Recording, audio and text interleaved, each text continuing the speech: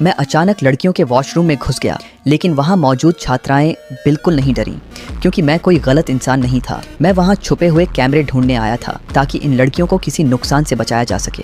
अगर यहाँ कोई भी किसी छात्रा को परेशान करने की हिम्मत करता तो मैं उसे सीधा ज़मीन पर गिरा देता, क्योंकि पहले मैं बॉक्सिंग एसोसिएशन में कोच था, लेकिन वहाँ की गंदी राजनीति मैं सहन नहीं कर पाया। इसी वजह से मैंने चेयरमैन को घूंसा मार दिया और उसकी 3 पसलियाँ टूट गईं। इसी इंसाफ के जुनून की वजह से मुझे नौकरी से निकाल दिया गया। फिर मेरी छोटी बहन ने मुझे एक ऑनल गर्ल्स स्कूल में पीई टीचर की नौकरी दिलवा दी, लेकिन मुझे बिल्कुल उम्मीद नहीं थी कि पहले ही दिन छात्रों से मेरा झगड़ा हो जाएगा। लड़कियों ने कहा कि मेरा शरीर दीवार जैसा है और चेहरा किसी गुंडे जैसा लगता है। उन्होंने मेरी माफ़ी तक स्वीकार नहीं की और उल्टा हैंडसम आर्ट टीचर की तारीफ करने लगी। यहाँ तक कि स्कूल की डीन ने भी मुझसे बाकी फीस वसूलने में मदद मांगी। पहले मैं ज़बरदस्ती पैसे वसूलने का काम करता था, लेकिन इन मासूम लड़कियों के सामने मैं ऐसा कुछ नहीं कर सकता था। इसलिए मैंने तय किया कि सबसे कम फीस देने वाली जेनी से शुरुआत करूंगा।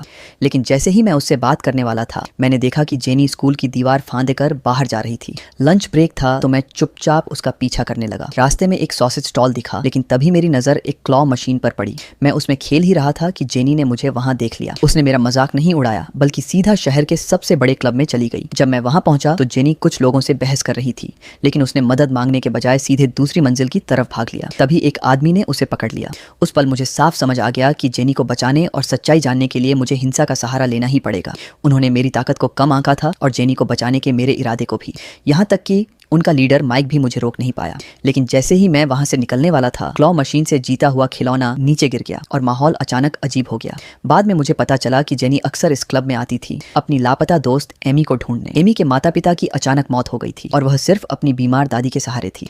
दादी के इलाज के लिए उसे मजबूरी में इस क्लब में काम करना पड़ा। फिर एक दिन वह यहाँ से अचानक गायब हो गई। ये सुनकर मुझे बहुत गुस्सा आया, क्योंकि ऐसी चीजें मुझे सबसे ज्यादा नफरत हैं। मैंने तय किया कि मैं जेनी की मदद करूंगा और गुनहगार को उसकी सबसे बड़ी सजा दिलवाऊंगा। लेकिन तभी जब जेनी घर पहुंचने वाली थी, पीछे से एक कार की हेडलाइट्स अचानक जल उठी।